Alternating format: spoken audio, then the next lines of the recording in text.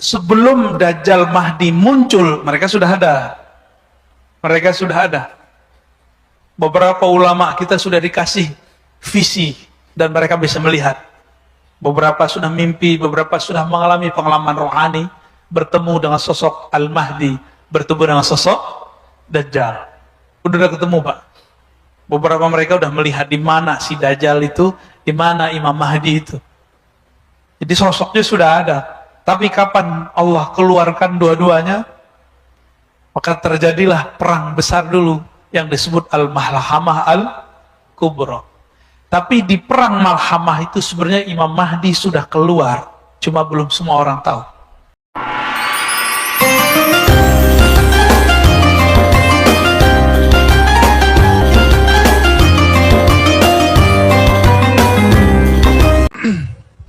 Ini barisan pertama. Siapa? Nabi Isa, Nabi Khidir, Nabi Ilyas. Ada 3.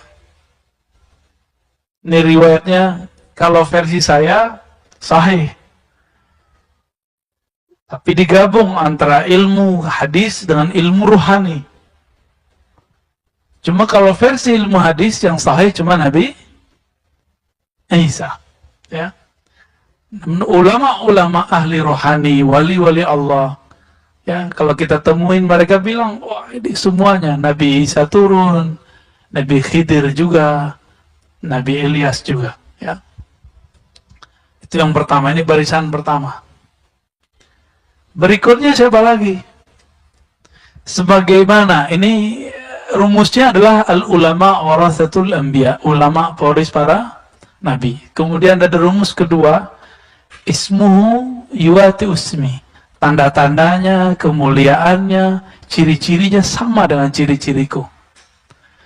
Sayyidina Muhammad SAW biasakan kalau nyebut Nabi pakai Sayyidina. Itu bukan masalah NU Muhammadiyah. Kitab-kitab yang saya baca ditulis sebelum ada NU dan Muhammadiyah, mereka nyebut Nabi dengan Sayyidina. Imam Taqiyuddin Al-Husni, pengarang kitab Khifatul Akhyar, itu nyebut Nabi selalu Sayyidul Wujud. Nabi Muhammad juga mengatakan, Ana Sayyidul Wadi Adam, aku adalah Sayyidnya manusia. Sayyidnya manusia. Ini depan saya manusia bukan? Manusia apa jin? Mungkin ada jin yang nyerupain kali ya. Sayyid waladi Adam, anak keturunan manusia, akulah Sayyidnya. Hatta Nabi Adam butuh syafaatku, hatta Nabi Ibrahim butuh syafaatku, hatta Nabi Musa, Nabi Isa butuh syafaatku. Ini dibutuhkan syafaatnya. Terus antum nyebut-nyebut nama beliau Muhammad, ya nggak sopan lah. Kecuali ada namanya Muhammad apa nih? Ada namanya Muhammad Fadli gitu ya. Berarti nama orang selain Nabi Muhammad nggak ada masalah. Guru kami yang dari Mesir, dari Yaman, dari India, dari Suria, itu hampir semua nyebut nama Nabi pakai Sayyidina. Ya. Kadang-kadang saya sih keceplosan juga menyebutnya pakai Sayyidina. Baik. Nabi Muhammad SAW ketika beliau berdakwah itu ada 4 sahabat utama di sekitarnya, benar. Sayyidina Abu Bakar, Umar, Utsman, Ali, benar. Maka nanti juga akan ada penasehat-penasehat atau orang-orang penting beliau, itu sekitar 4 orang bersama Nabi Sayyidina Al-Mahdi.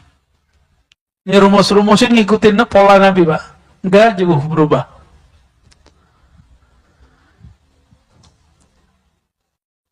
Nabi Muhammad SAW ini lapis kedua tadi. Ada 4. Apa sebutannya itu?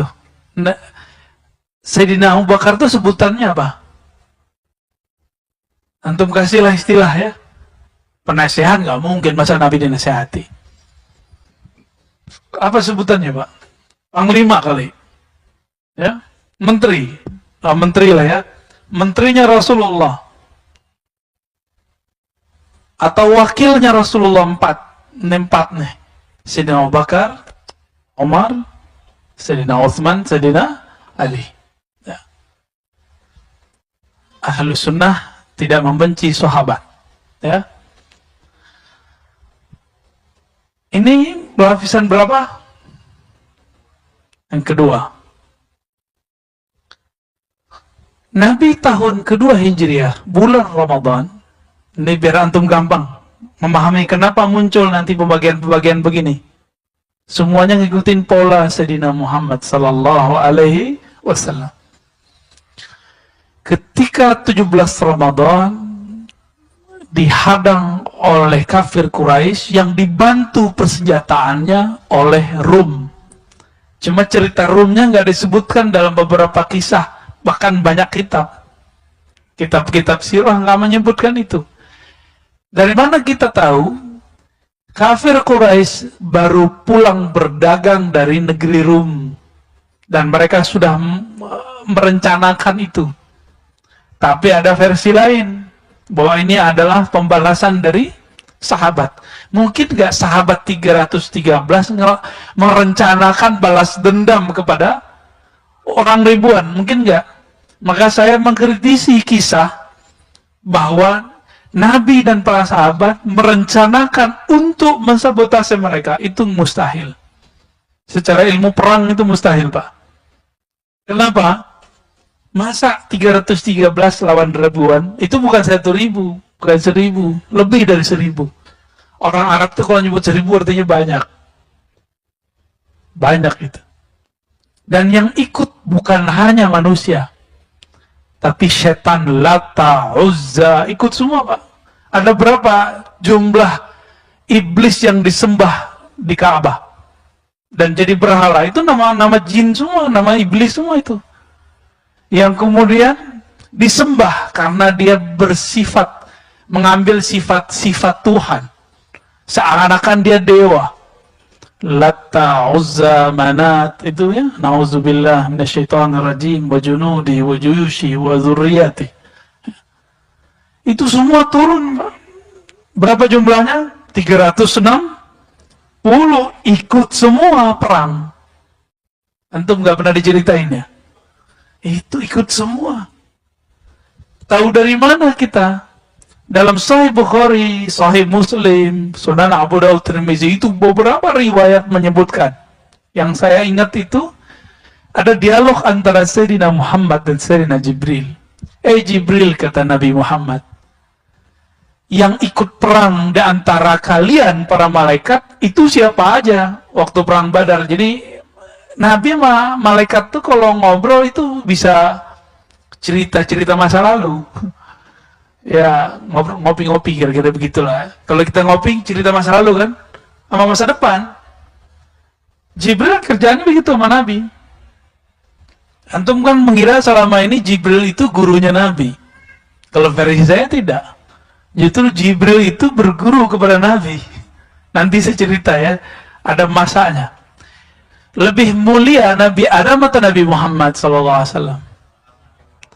Dulu waktu di surga, Nabi Adam jadi guru para malaikat atau jadi murid? Guru atau murid? Wah, ini orang Bintaro beda pendapat nih. Ya, ulama Bintaro ikhtalafu. Mana yang benar? Nabi Adam jadi guru malaikat atau jadi murid? Tuh, masih ada yang bilang murid soalnya. Yang bilang murid apa alasannya?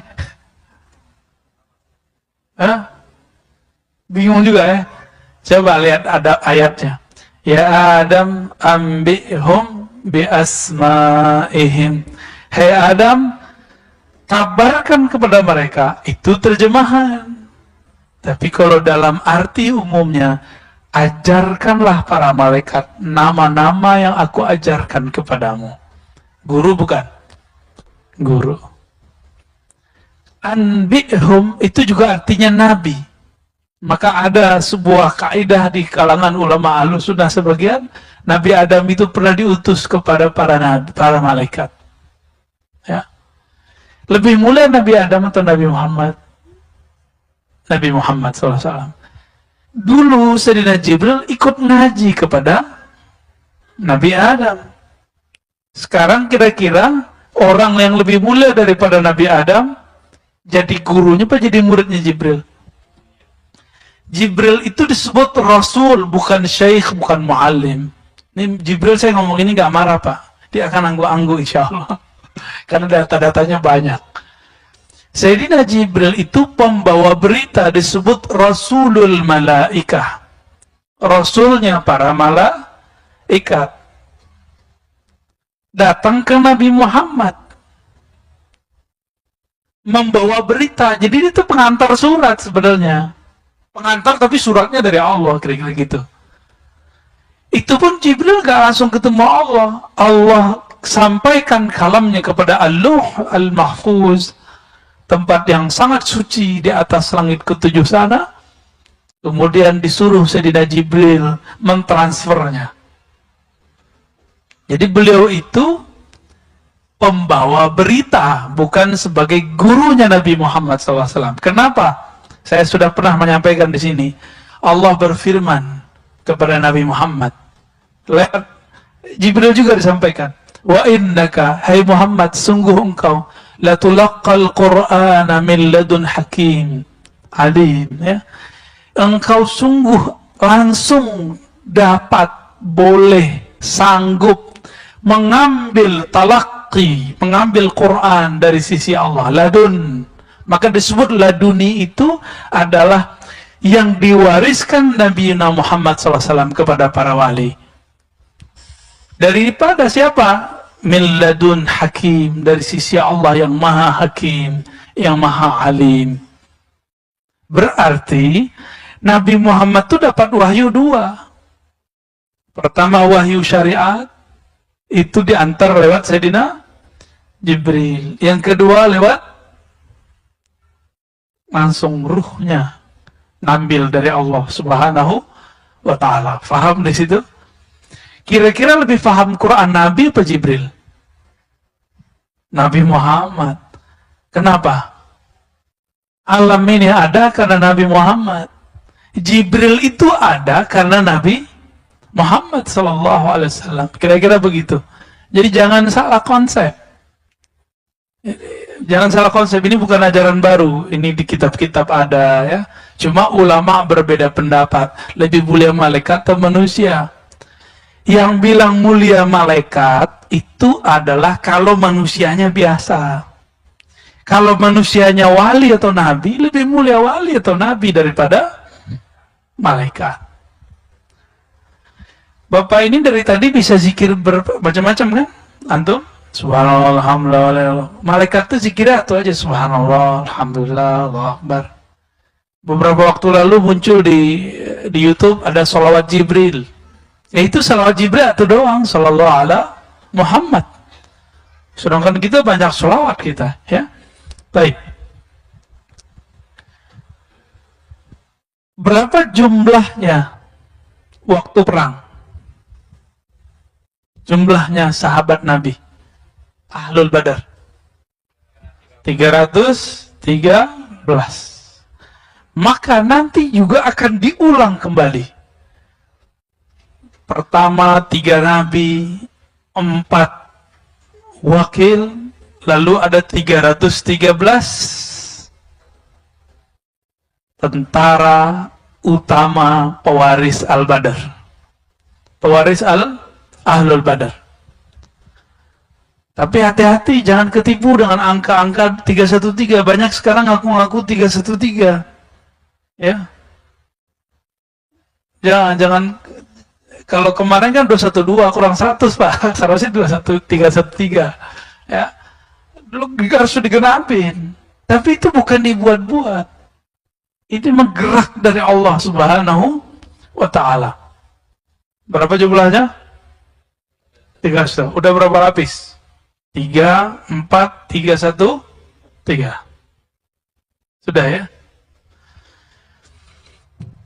Nabi Muhammad ketika perang berikut, perang Khandaq, tiba-tiba ada dari Persia, namanya Salman Al-Farisi datang. Nanti akan terjadi begitu lagi.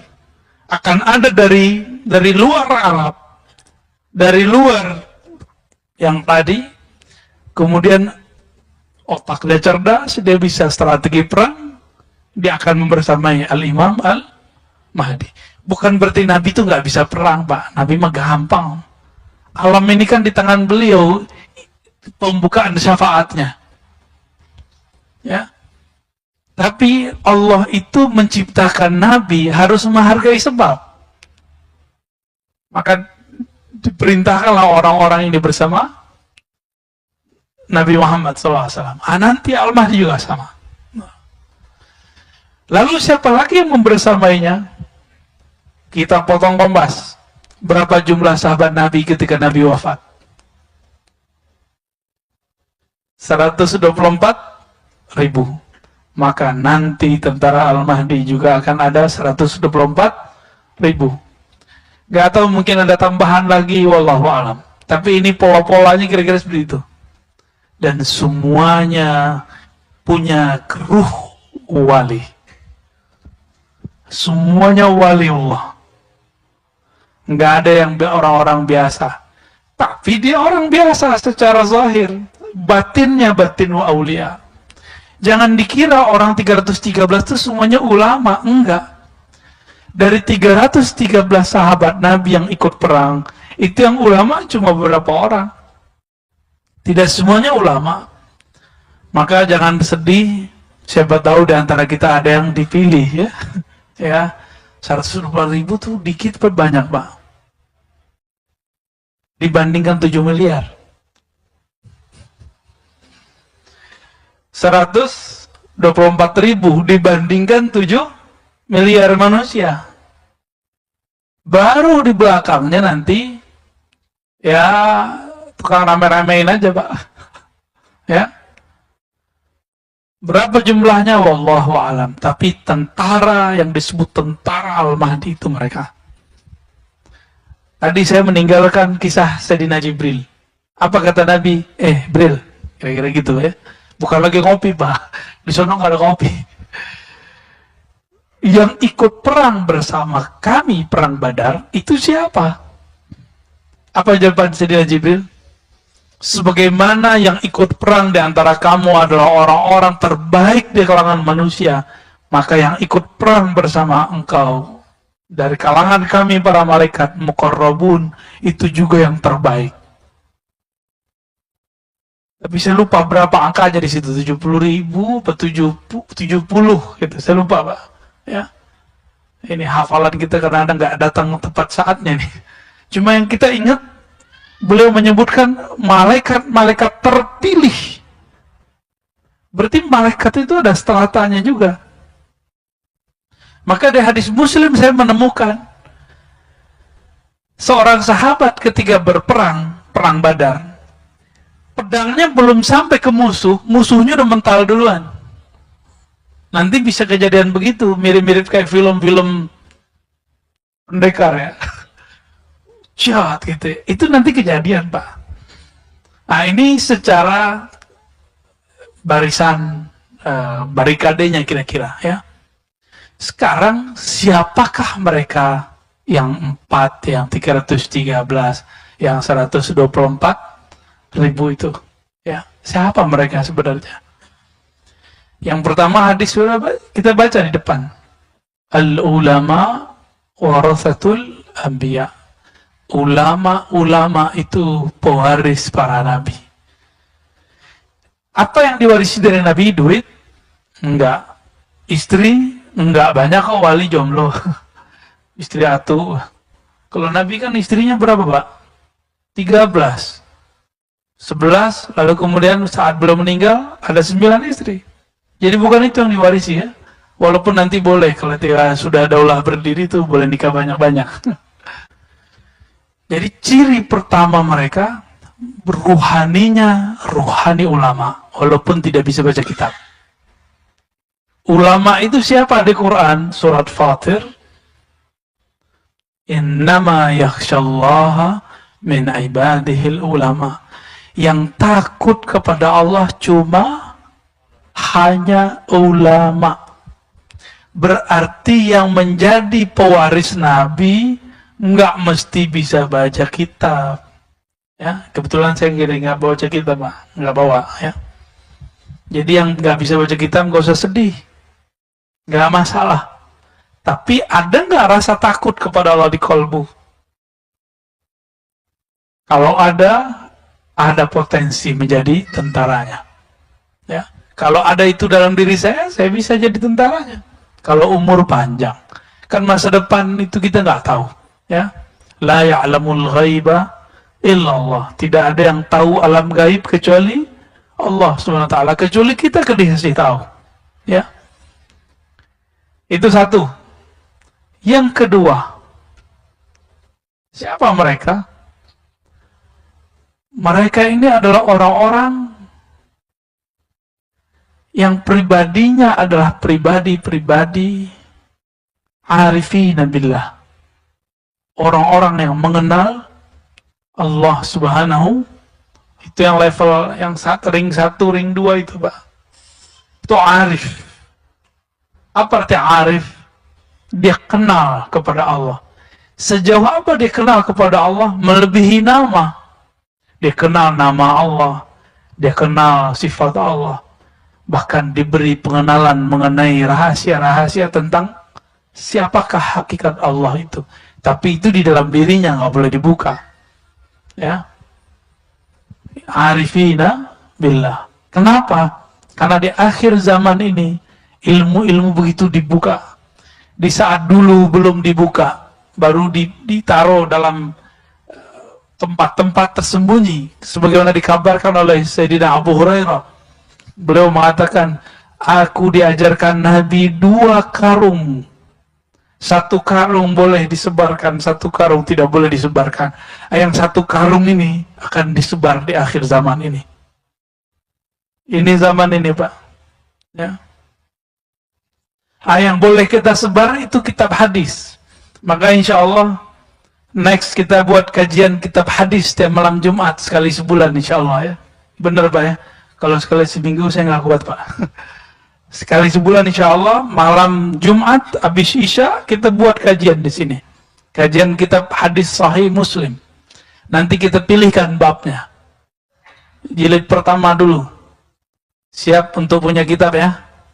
Ya, beli kitab di luar, kita ngaji hadis di sini. Kita buka dulu yang pertama, semoga yang kedua ikut kebuka. Ya, karung pertama kita buka, itulah hadis Nabi, itulah Quran. Karung keduanya sebenarnya ada di balik huruf-huruf Quran itu. Ada di balik kalam-kalam Nabi itu. Jadi sebenarnya Abu Hurairah itu lagi main-main sama kita, lagi canda-candaan sama kita. Gue punya 2 karung gitu.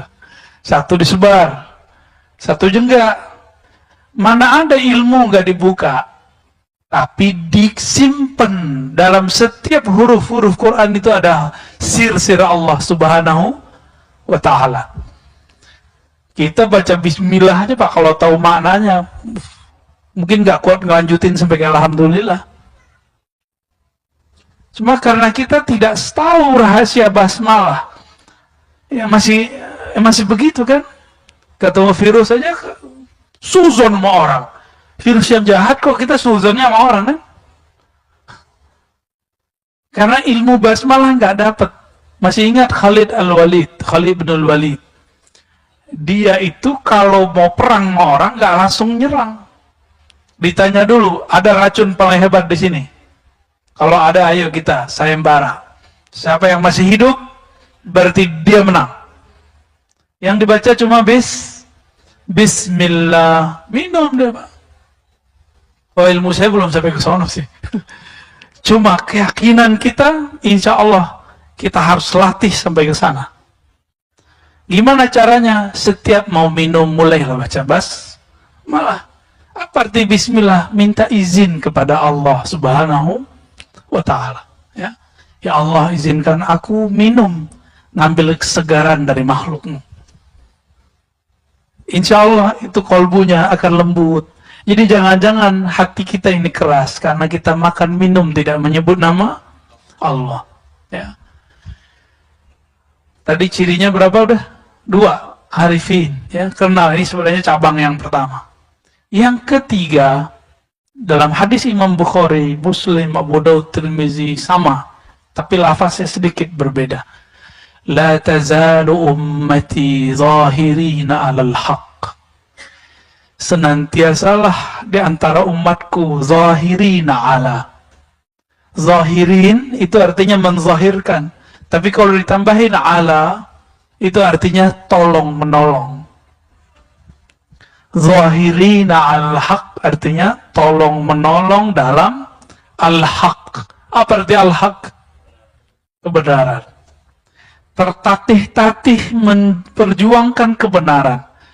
Kalau ada usaha berjuang, berarti ada tantangan nggak? Ada musuh nggak? Banyak musuh. Dan kalimatnya di situ cuma ta'ifah. Maka ciri ketiga kelompok itu disebut ta'ifah. Tapi jangan ketipu, banyak sekarang yang ngaku ta'ifah. Istilahnya ta'ifah mansurah. Hatta ya'tiya amrullah. Sampai datang amrullah. Apa arti amrullah? Perintah Allah, satu. Apa arti amrullah? Coba kembali ke Quran. Wa idza sa'alaka ibadi anni, bukan yang itu, yas'alunaka 'anir ruh qulir ruh min amri rabbi. Mereka bertanya kepada engkau mengenai ruh, katakan ar-ruh min amri rabbi. Itu adalah amrullah kalau diterjemahkan. Berarti hatta ya'tiya amrullah, hatta ya'tiya al-ilmu an ruhillah. Itu terjemahan saya, Pak. Ini terjemahan baru, sebelumnya belum ada yang terjemahin begini. Tapi dasarnya pakai Quran. Sampai datang ilmu mengenai ruh. Karena banyak yang salah faham mengenai ayat ini. Dikira wa ma utitum minal ilmi illa qalila. Tiadalah yang engkau diberi ilmu kecuali sedikit. Itu kan kalimatnya tum. Tum itu kepada yang bertanya, yaitu kaum Yahudi dan Nasrani, kaum ahlu kitab.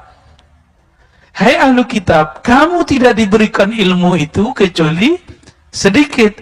Kalimatnya bukan wa ma'utita ya Muhammad, bukan. Tapi wa ma'utitum, dalam kurung ya ahlal kitab. Tidaklah kamu diberikan ahli kitab kecuali sedikit. Berarti Nabi Muhammad diberikan banyak. Karung itulah yang masih disembunyikan sampai hari ini. Ilmu tentang apa? Mengenal ruh. Dan ini agak berbeda dengan mainstream memang.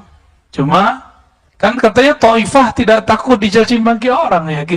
Semoga kita bagian dari mereka. Ilmu itu adalah ilmu mengenai ma'rifatur ruh. Kita sudah cek semua kitab-kitab yang ada ya, pada kita tentunya, ada PDF dan segala macam. Saya nggak berani menyebutkan angka kitabnya berapa, terkualat lagi ya, takut salah. Tapi sebatas yang kita baca dari kitab-kitab yang membahas ruh, semuanya masih ambigu. Yang mereka bahas ruh itu masih arahnya kolbu, masih dianggap sukma atau jiwa. Bukan, ruh itu rahasia Allah. Kalau kalbu sudah dieksplor oleh Imam Ghazali, nafs sudah dijelaskan oleh Imam Ghazali, apalagi akal sudah dijelaskan oleh para filsuf. Ilmu-ilmu yang ada sekarang kan cabang dari akal semua.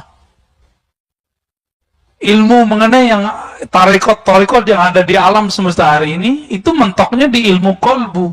Maka zikirnya zikir kolbu, riadohnya riadoh kolbu, semuanya di situ. Tapi nggak sampai kepada ma'rifatur ruh. Ternyata ma'rifatur ruh itulah jalan terdekat kepada Allah. Ketika Allah mengatakan inni qarib, sungguh aku dekat. Itu sedekat kita sama nafas kita. Bukan berarti di dalam diri kita ada Allah, bukan. Itu salah, nanti jadi Allah nyatu ke badan, nggak boleh begitu. Tapi dekat sekali, dan dekatnya hanya Dia yang tahu. Dan kekasih-kekasihnya, ya. Allah kasih kunci-kuncian. dekatnya Allah dan Nabi Muhammad itu seperti qaba qausaini au adna, seperti dua busur atau lebih dekat. Itu Nabi Muhammad, Pak. Jika Al-Imam Mahdi sedekat itu kepada Allah, maka jika Nabi Muhammad sedekat itu kepada Allah, maka Al-Mahdi juga sama. Kan pewarisnya adalah Al-Mahdi. Tadi saya kembali ke hadis pertama, ada yang ketinggalan. Ulama pewaris para nabi. Oke, nabi berapa tadi?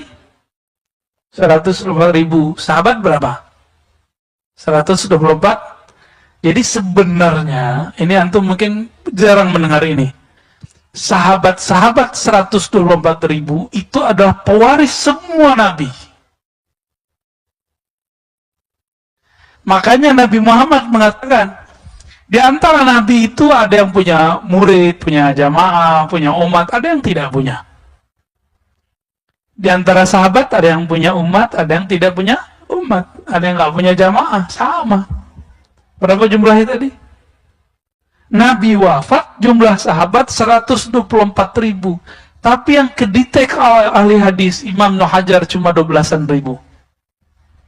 Ya, di kitab Al-Isobah, saya ingat saya ada 12.000. Tulis namanya ada.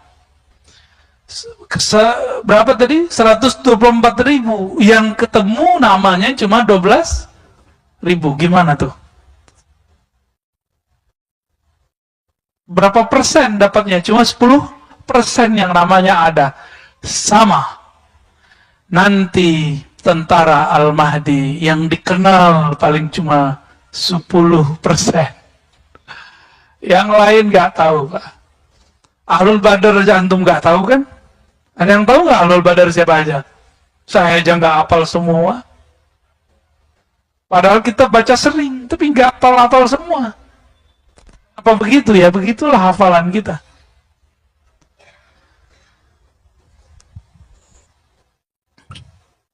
Jika semuanya mewarisi para nabi, maka 124.000 nanti tentara Al-Mahdi itu juga pewaris para sahabat. Berarti mereka juga pewaris nabi, udah begitu ilmunya.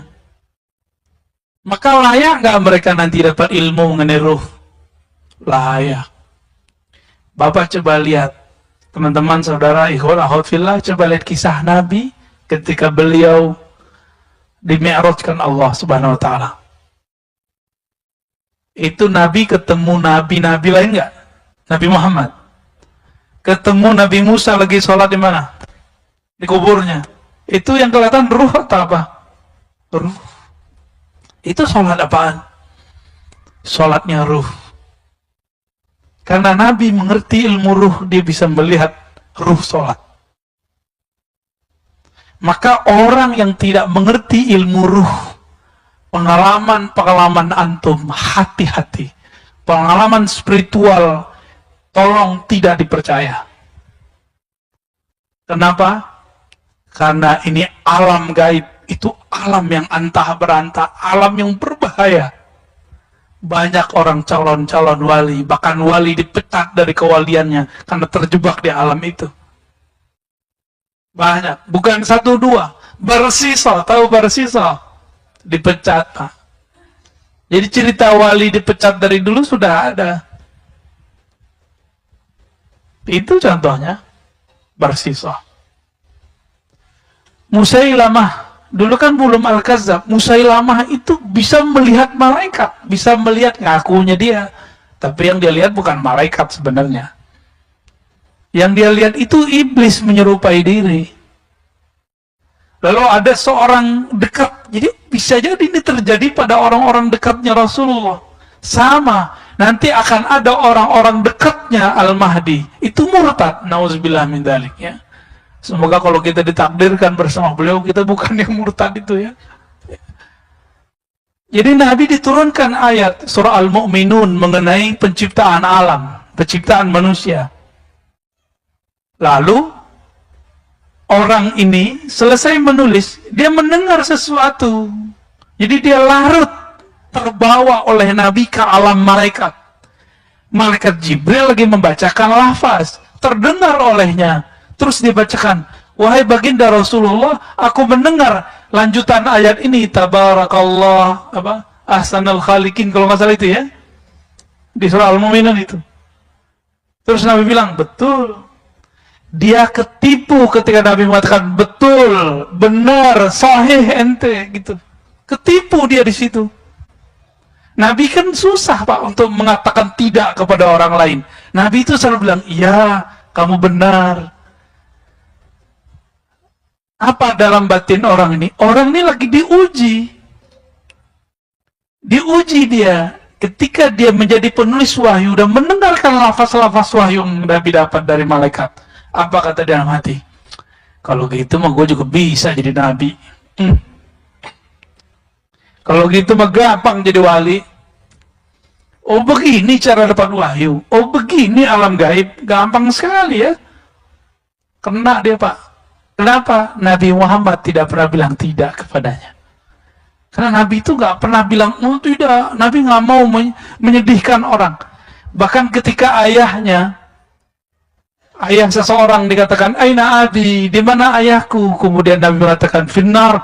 Nabi lupa menyedihkan orang, membuat orang sedih. Akhirnya beliau revisi, bapakmu masuk neraka. Nabi untuk menghibur orang ini bawa-bawa pamannya, tapi disebut bapaknya di situ.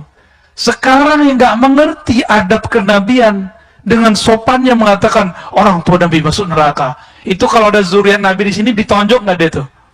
Ya. Tapi Habib mana tuh? Habib kita sini mana? Ya nggak marah, dia sabar-sabar aja dia. Nggak sopan itu. Sangat-sangat tidak sopan. Bapak saudara muka Allah. Habis isya masih langsung. Azan dulu ya. Oke, baik. Teman-teman yang melakukan Allah ihwanahufillah. Jadi tentara Al-Mahdi itu mereka disebut dengan kelompok Ta'ifah. Sedikit, Ta'ifah itu sedikit, kelompok kecil. Karena kita sudah kasih tahu tadi, jika semua para sahabat 124.000, Nabi juga segitu, maka jumlahnya gak jauh-jauh dari itu. Baru belakangnya itu bayang-bayang mereka, ya, orang-orang yang ikut ngintil-ngintil mereka lah, murid-muridnya. Jumlahnya gak banyak, lawan 7M. Kalau habis mah virus ini mungkin habis jadi 6 miliar ya. Ya, ini kan virusnya belum turun lagi. Ya, kata mereka ada 6 kan? Ini baru 2 Pak. Ya, makanya sekarang nikmati aja dulu ya. Kita pakai masker lagi yang padat. Vaksin lagi, terserah deh dia mau vaksin berapa kali. Ya, kita ikutin aja mainnya. Kan Allah mainannya lebih cakep. Mereka lagi main-main gak sama kita? Zolim gak sama kita? Zolim, kita dimain-mainin. Masa sekarang mau naik pesawat harus begini, mau masuk mall mau gini. Tapi untungnya anak kita jadi lebih bahagia di rumah sekarang ya. Tapi kan satu hal direnggut dari kita. Ini zolim yang sudah global, dan ini bukan masalah kita dengan pemerintah Pak. Jangan kejebak. Ini masalahnya sudah global. Ini sudah global. Jadi jangan kejebak. Antum itu apa-apa dikit nyalahin wali kota, gubernur, presiden. Jangan, mikirnya sekarang global. Jangan kejebak di politik lokal. Ini udah urusannya internasional sudah. Ya, nggak ada urusannya saya mau bela siapa. Saya cuma ngajak kesadaran kita biar lebih luas. Jangan kesadaran cetek. Kesadarannya harus lebih luas. Ini perangnya bukan perang antara Jokowi Prabowo lagi, ya. Bukan antara PDIP, PKB, komunis dengan salah. Enggak, bukan itu lagi. Enggak, ini buktinya komunis lewat tuh nggak ada ya. Nggak ada kan? BNPT, Densus menemukan teroris itu kelompok ekstrim Islam, Pak. Kelompok ekstrim atas nama Islam. Nggak ketemu satupun orang ideologi ini, ideologi itu nggak ada. Yang ada berteologi sebelah itu. yang tauhidnya uluhiyah, rububiyah, al-mulkiyah, al-hukmiyah. Uluhiyah, rububiyah, nomor 3-nya apa dia? Ya, bukan asma sifat, al-mulkiyah, hukmiyah. Kalau asma sifat paling ngebom kita pakai kata bid'ah. Kalau yang udah hukmiyah, itu beneran. Dan Nabi mengatakan, فَإِذَا لَكِيتُمُوهُمْ فَاقْتُلُوهُمْ. Kalau ketemu mereka, perangi mereka. Lafaznya begitu. Tapi ciri-cirinya ribet, Pak. Di Quran disebutkan apa? Di hadis. Yatluna ayatillahi ratba. Ini saya udah ulang-ulang biar kita aware. Saya ulang-ulang biar Bapak disadar semua, teman-teman sadar semua. Mereka membaca Quran, hafal Quran ratba. Banyak. Jadi pergerakan akhir zaman ini sama-sama Qurani. Bedanya satu ilmunya ilmu ruh, satu ilmunya cuma hafalan, satunya cuma simbol, satunya makna. Yang makna ini yang kita ambil nanti, ya. Jangan mau diambil. Silakan antum buat rumah tahfiz, tapi ajarkan ruh beragama. Mungkin gak usah tanya jawab ya, tapi saya lanjutkan aja. Nah, ini yang paling unik. Kalau Taifah itu diberikan ilmu tentang ruh, ya'tiya amrullah, nasrullah. Jadi ilmu ruh itu adalah inti dari bantuan Allah kepada Taifah. Karena ruh mereka nanti dikuatkan oleh Allah karena mengenal Allah Subhanahu wa ta'ala.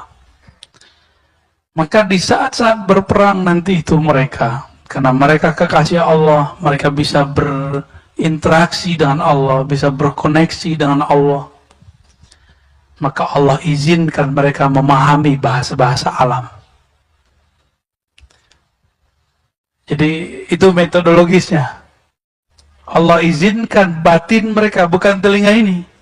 Batin mereka memahami bahasa-bahasa alam. Kecuali ada satu pohon, namanya pohon gharqad, yang sekarang mereka juga lagi tumbuhkan.